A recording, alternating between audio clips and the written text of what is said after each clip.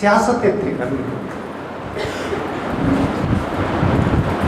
उन्होंने दा स्विस पैसा स्विस बैंकों च जाए। ये सारी सिचुएशन दे विच जिहड़ी मैं हुण जे लंबा ना जावां, उदां तो 1 घंटा मैनूं दिता, पर गल जे पहलां भी मुक जाए तो आपां शायद मुका लेनी चाहिए है। भी गल तो यह है भी गल आपां पूरी कर लीए, गल हो जाए, समा भावें घट हो जाए ना ज़्यादा। हुण इस सिचुएशन नूं सवाल ये उठदा भी आपां की इहदे मूहरे बेबस हो जाए। जिवें एक बेबसी हुंदी है, जिवें मैं गुरु नानक साहब बेबस जिहड़ा बहुत बड़ा चिंतक है, बहुत बड़ा पैगंबर भी बेबस हो जाए,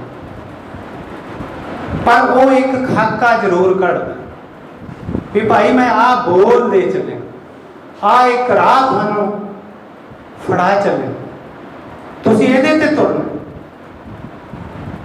फिर ये बीमारियां जड़ियां झड़ जाणगियां सर।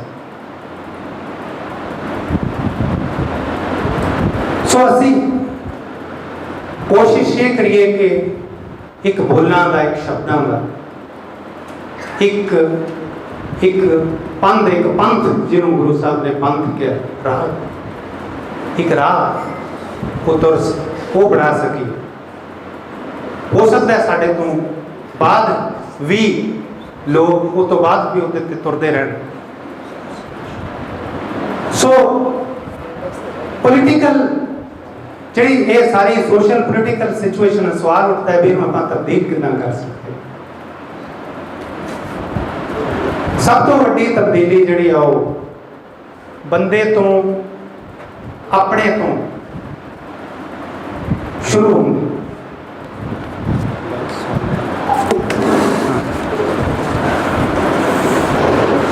अपने तो शुरू होंदी है। हर बंदा पहला जड़ियां तब्दीलियां वो चाहता इत्थे आप बड़े सारे गुण लिखाए आ बंदे, पर बंदा चल एक ते भी नहीं सकता। एक ते चलना, एक इन्हां चों एक ते चलना तलवार की धार ते तुरन बराबर, क्योंकि सोशल ते पोलिटिकल इन्वायरमेंट साडा जिहड़ा वो झूठ ते खड़ा है। तुसीं उहदे अगेंस्ट बोलो, उल्ट तुरना है। ये सौखी काम नहीं, इसे करके बंदे थोड़े रह जाते। गुरु नानक साहब नाल एक बंदा मरदाना,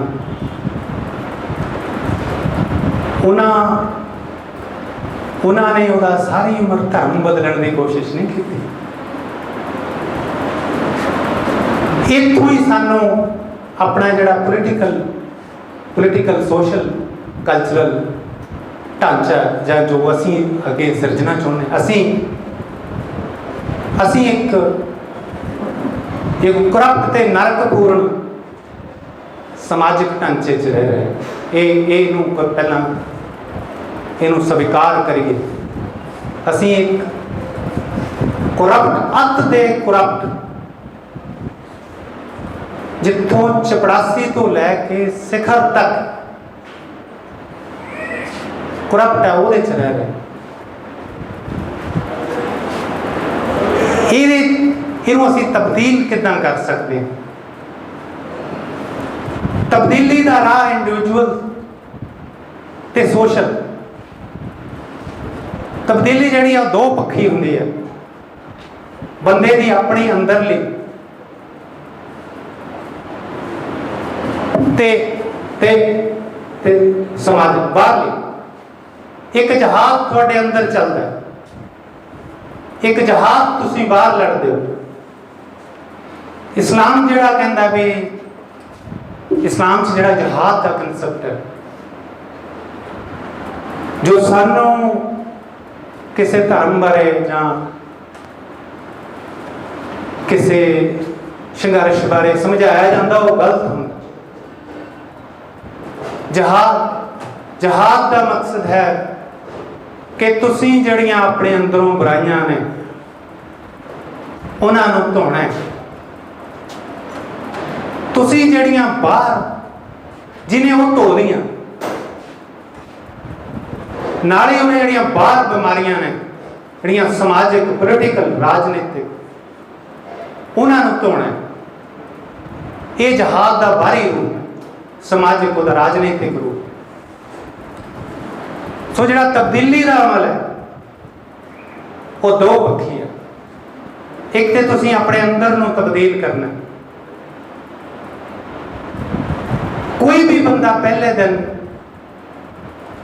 ना ही देवता हुंदा ना दैंत हुंदा, उहदे च सारा कुछ ही दोनों चीज़ां होंदी। पर जिहड़ा बंदा अपने दैंत पक्ष नूं धोंदा चला जाता, वो सही जहाज वाले पासे तुरदा, सही राह ते तुरदा। ते जिहड़ा इहो जिहा बंदा वो सब समाजिक तब्दीली लई पार्टिसिपेट किए बिना भी रह नहीं सकता। वो करेगा क्योंकि वो वेख ही नहीं सकता बाहरली गलत चीज़ को स्वीकार नहीं जाते, वो छड़ जाए या मर जाए या फिर वो पालन करे। सो तब्दीली का जिहड़ा अमल है वो दो पक्षी है, एक तुहाडे अंदरली, एक बाहरली। सो इस एंगल तो जो मैं सोचना कि असी जो इत्थे करना सानू चाहिए वो गुरबाणी के रूप में या होर जो दुनिया के पैगंबर फिलोसफर हुए आ, वो साडे कोल एक बहुत बड़ा खजाना है। उस तो गां तुसी बड़ी एक क्रिएटिव सोचनी होंदी तुसी, क्योंकि जिहड़े पैगंबर ने वो मौजूदा हालत मौजूद नहीं। करंट जिहड़ी सिचुएशन आ उहदे विच तुसी आप हो, इतिहास का तुहाडे कोल तजर्बा है। इसलिए जिहड़ा जागदा इंसान है, जिहड़ा करंट लीडर है, जिहड़ा मौजूदा दृश्य के उत्ते है, वही सब तो बड़ा इतिहास है। उन्हें सारी हालात नूं तब्दील करना होंदा। लीडर एक भी हो सकता है, लीडरां दा ग्रुप भी हो सकता। जे लीडर सही मौजूद ना होवे तां इतिहास किताबां च पे रह जांदे, वो एक्टिवेट नहीं होंदे। लीडर एक्टिवेट करदा, लीडर ही इतिहास नूं गति च पाउंदा। नहीं तो असी इतिहास दियां जिन्नियां मर्जी टींगा मारी जाए वो किते कम नहीं होगा। सो मौजूदा दृष्टि जे लीडरशिप नहीं तो इतिहास में प्यारे। अज पंजाब की खास करके जड़ी हालत है वो इस करके है कि उन्होंने कोल कोई दृश्य पर पाएदा विजनरी लीडर मौजूद नहीं। साडी कोशिश इस पासे ही होनी चाहिए कि असी एक नवे पोलिटिकल सिस्टम, कल्चर, नवे एक सोशल सिस्टम का एक ढांचा खड़ीए ते ओदे लई एक नीयर फ्यूचर बाकमाल लीडरशिप सामने आवे, ये लिए अज सानू काम करना चाहिए। मैं जो मेरी कनक्लूजन की हो सकता है,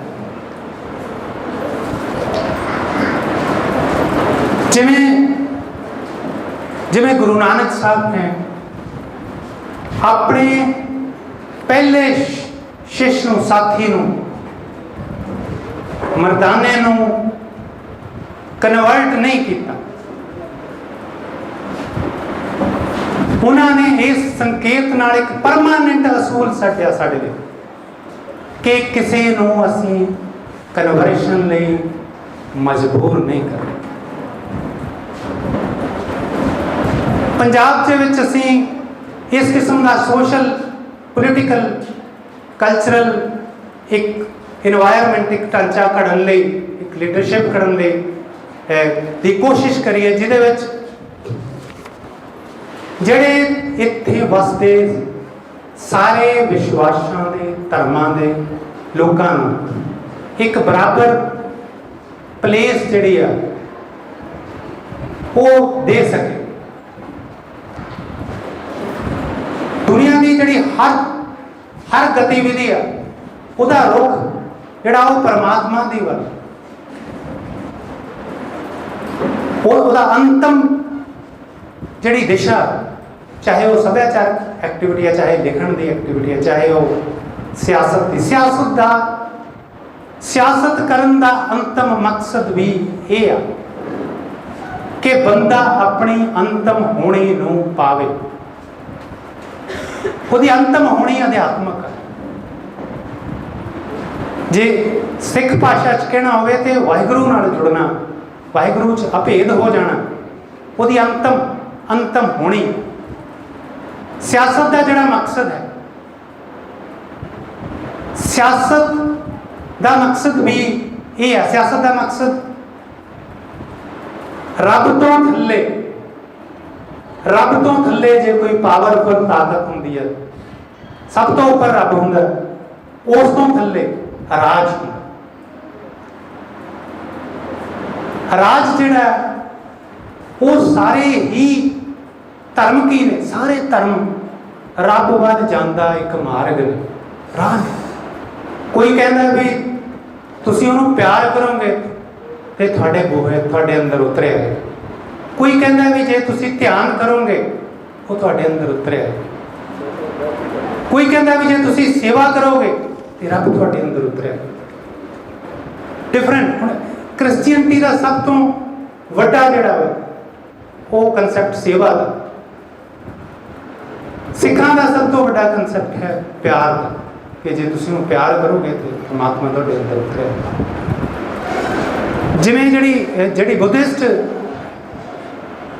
ਹੈ ਧਾਰਾ ਹੈ, ਉਹਦਾ ਧਿਆਨ ਦਾ ਸਭ ਤੋਂ ਜਿਹੜਾ ਇਸਲਾਮ ਹੈ, ਇਸਲਾਮ 'ਚ ਸ਼ਹਾਦਤ ਸਭ ਤੋਂ ਵੱਡਾ ਕਨਸੈਪਟ। ਐਵੇਂ ਨਹੀਂ ਮੁਸਲਮਾਨ ਮਰੀ ਜਾਂਦੇ, ਇੱਥੇ ਕਹਿੰਦੇ ਐਵੇਂ ਨਹੀਂ ਮਰੀ ਜਾਂਦੇ। ਜਦੋਂ ਇਸਲਾਮ ਕਹਿੰਦਾ ਵੀ ਜਦੋਂ ਸ਼ਹਾਦਤ ਵੱਲ ਪੈਰ ਵੱਧਦੇ, ਬੰਦੇ ਦੀਆਂ ਜਿਹੜੀਆਂ ਵਰਲਡਲੀ ਖਾਹਿਸ਼ਾਂ ਨੇ ਉਹ ਸਰੀਰ ਤੋਂ ਝੜ ਜਾਂਦੀ। ਜਿਵੇਂ ਆਪਾਂ ਕਾਮ, ਕ੍ਰੋਧ, ਲੋਭ, ਮੋਹ, ਹੰਕਾਰ, ਜਦੋਂ ਬੰਦਾ ਮੌਤ ਵੱਲ ਜਾਂਦਾ, ਇਹ ਸਾਰੀਆਂ ਉਹਦੇ ਜਿਸਮ ਤੋਂ ਡਿੱਗ ਜਾਂਦੀਆਂ, ਉਹਦੀ ਰੂਹ ਚੋਂ ਡਿੱਗ ਜਾਂਦੀਆਂ। ਉਹ ਕਹਿੰਦੇ ਵੀ ਜਦੋਂ ਬੰਦਾ ਜਹਾਦ ਲਈ, ਸ਼ਹਾਦਤ ਕਾਹਦੇ ਲਈ? ਜਹਾਦ ਲਈ। ਜਹਾਦ ਕਾਹਦੇ ਲਈ? ਚੰਗਿਆਈ ਨੂੰ ਪ੍ਰੀਵੇਲ ਕਰਨ ਲਈ, ਬੁਰਾਈਆਂ ਨੂੰ ਝਾੜਨ ਲਈ। ਇਸਲਾਮ ਕਹਿੰਦਾ ਵੀ ਜਦੋਂ ਬੰਦਾ ਬੁਰਾਈਆਂ ਖਿਲਾਫ ਜਹਾਦ ਕਰਦਿਆਂ ਸ਼ਹੀਦ ਹੋ ਜਾਂਦਾ, ਉਹ ਰੱਬ ਨੂੰ ਪਹੁੰਚ ਜਾਂਦਾ। ਇਹ ਸੋ ਕੀ ਹੈ?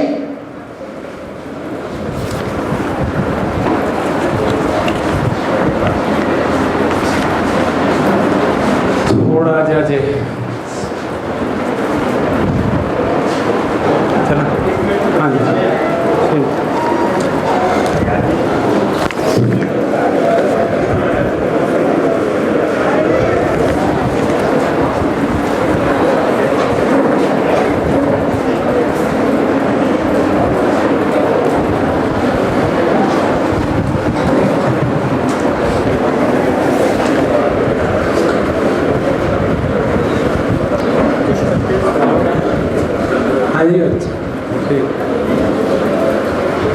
बस आप 15 मिनट तो पहला 10-15 मिनट खत्म करिए, फिर सवाल भी जो किसने करना हो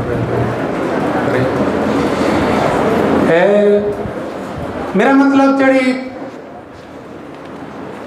ਜਿਹੜੇ ਸਾਰੇ ਹੀ ਧਰਮ ਨੇ ਉਹਨਾਂ ਦਾ ਮਾਰਗ ਉਹ ਇੱਕ ਰੱਬ ਨੂੰ ਪਾਉਣ ਦਾ ਮਾਰਗ ਨੇ। ਜਿਹੜੇ ਪੈਗੰਬਰ ਨੇ ਵੱਡੇ ਉਹ ਮਾਰਗ ਤੇ ਹੀ ਤੋਰਦੇ ਨੇ।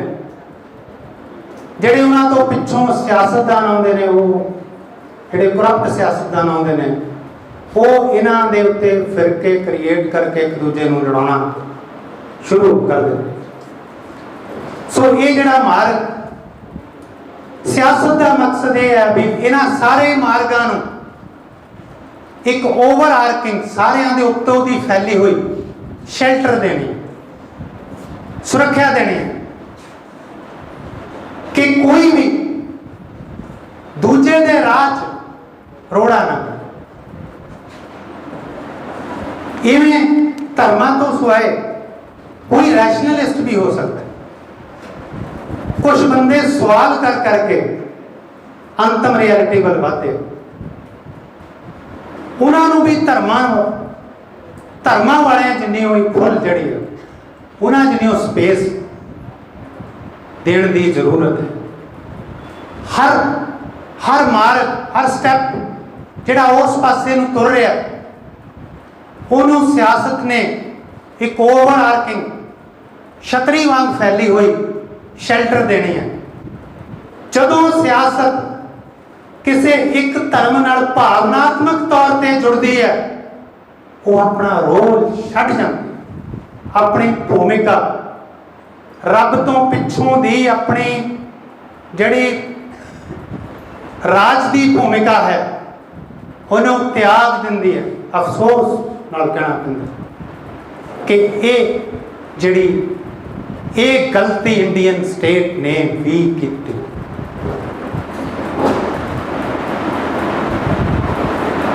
ਆਪਣਾ ਜਿਹੜਾ ਸੈਕੂਲਰ ਸੋ ਕਾਲਡ ਆਈਡੀਆ ਸੀ, ਉਹਨੂੰ ਡੈਮੇਜ ਕੀਤਾ।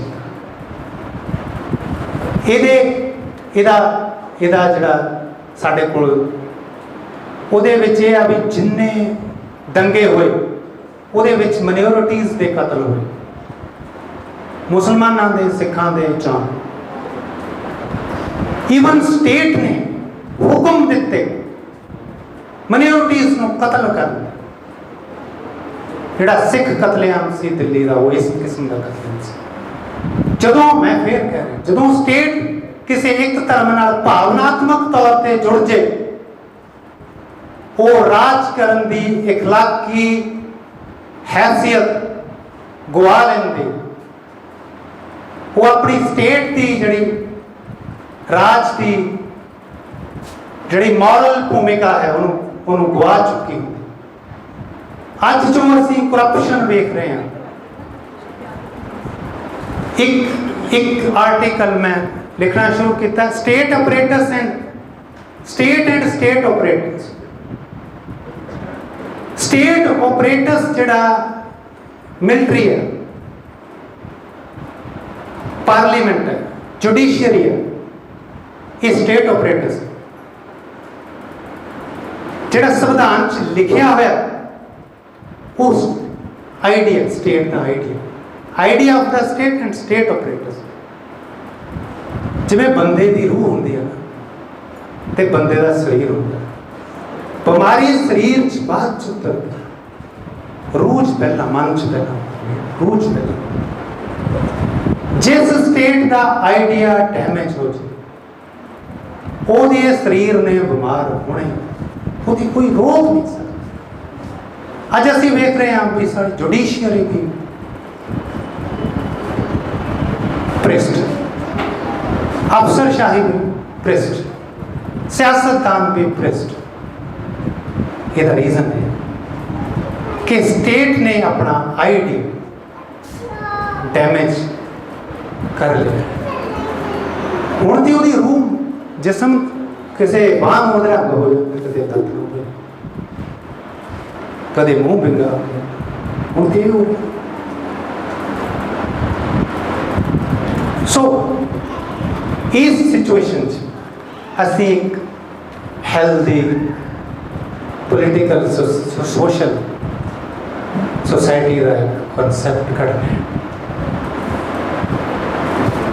ਜਿਹਨੂੰ ਅਸੀਂ ਫਿਊਚਰ 'ਚ ਅਮਲ 'ਚ ਉਤਾਰਨਾ। ਉਹ ਸਾਡੇ ਕੋਲ, ਮੈਂ ਇਹ ਸਮਝਦਾ, ਮੇਰੀ ਕਿਸੇ ਦੂਜੇ ਰਾਹ ਨਾਲ, ਧਰਮ ਨਾਲ ਕੋਈ, ਪਰ ਮੈਂ ਸਮਝਦਾ कि गुरु ग्रंथ साहब की या गुरु नानक साहब ने एक जो सानू राह दिता वो विलक्षण है। उन्होंने किसी दूजे गुरु गोबिंद सिंह ने अपने जड़ा जाप साहब वो कहना सर्व जुगता सर्व मुक्त सारिया जुगतां मुक्त कर देंदियां बंदे कोई अपना लो ध्यान कर लो प्यार कर लो सेवा कर लो सर्व जुगता सारिया जुगतां तुहानूं मुक्ति बदले। ये जड़ा कॉन्सैप्ट है गुरु साहब ने गुरु ग्रंथ साहब दे विच एक मुसलमान फकीर नूं ऊही चक के लिया हिंदू ट्रेडिशन चों आउंदे फकीर उवें विच रख ले। उन्होंने मैटाफर तो अगे जाके संकेत तो रियलिटी बंदे दी समुची होंद नूं उहदे समुचे धर्म नूं स्वीकार किया विच गुरु ग्रंथ साहब। तुसीं उहनूं किस तरह की सोसाइटी होवे किस तरह की पॉलिटिक्स होवे जिस तरह की गुरु ग्रंथ साहब की टैक्स है टैक्स नूं उन्होंने बन्निया उन्हें मुसलमान भी विच रखे हिंदू भी विच बिठा लिया ते नाल ही गलत भी हो चमार अपने आप को ललकार के कहते फ्री विच बराबर ट्रीट किया सारे मथा। गुरु नानक साहब ने अमल मरदाने को कन्वर्ट नहीं किया। गुरु तेग बहादुर साहब ने शहादत अमल च उतारी कर कि शहादत दी दूजे वो स्वीकार नहीं कर रहे। गुरु साहब आप जनेऊ स्वीकार नहीं कर रहे कास्टिज्म नूं स्वीकार नहीं कर रहे हिंदू वे ऑफ लाइफ नूं स्वीकार नहीं कर नवी लाइफ दे रहे। पर उन्होंने कहा भी जिहड़ा इदां जीना चाहता उहदे हक च खड़ उहनूं धक्के नाल नहीं तुसीं तब्दील कर सकते उहदे लई शहादत। सो एक जिहड़ा असीं एक सोसाइटी ये सिरजनी आ कि एक वो पोलिटिकल सिस्टम वो सोशल सिस्टम जिहड़ा इउं बनी है जिवें गुरु ग्रंथ साहब की टैक्सट बनी वैस्ट वांगू नहीं भी अद्धा मुनिया सिख चाहिए या अद्धा हिंदू होया चाहिए पूरा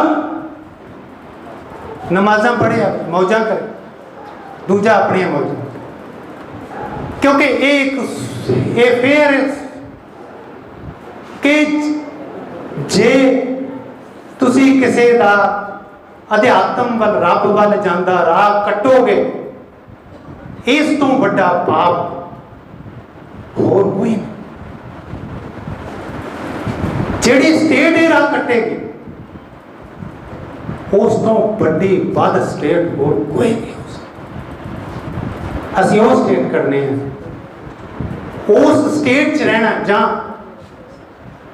ਜਿਹੜੇ ਸਾਰੇ ਧਰਮਾਂ ਨੂੰ ਜਿੱਦਾਂ ਉਹ ਹੈਗੇ ਉਵੇਂ ਹੀ ਗਰੋ ਕਰਨ ਦਾ ਮੌਕਾ ਦੇ ਉਹਨਾਂ ਨੂੰ ਕੱਟ ਵੱਢ ਕੇ ਦੇ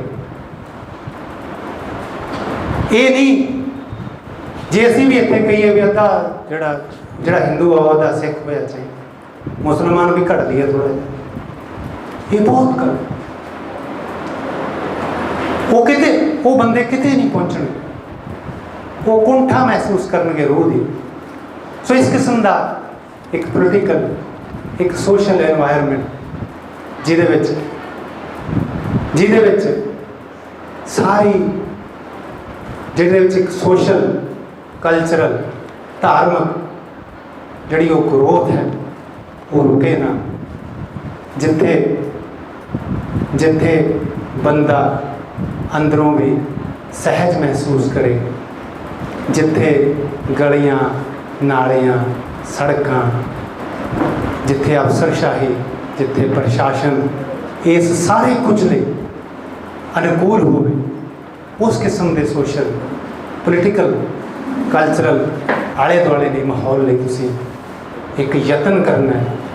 यही मेरी एक दुआ, यही सिक्ख्या है। इस पासे वाल जिहड़े यतन वो होंदे रहन, ये बहुत बड़ा एक इत्थे भी इत्थे असीं इस किस्म का माहौल सिरजे कि वैस्ट वाले भी सानू वेखण आउण, इत्थे रहण लई मजबूर हो जाण, कहण कि इत्थों जाण नूं जी नहीं करता। इस किस्म का वाहिगुरू जी का खालसा।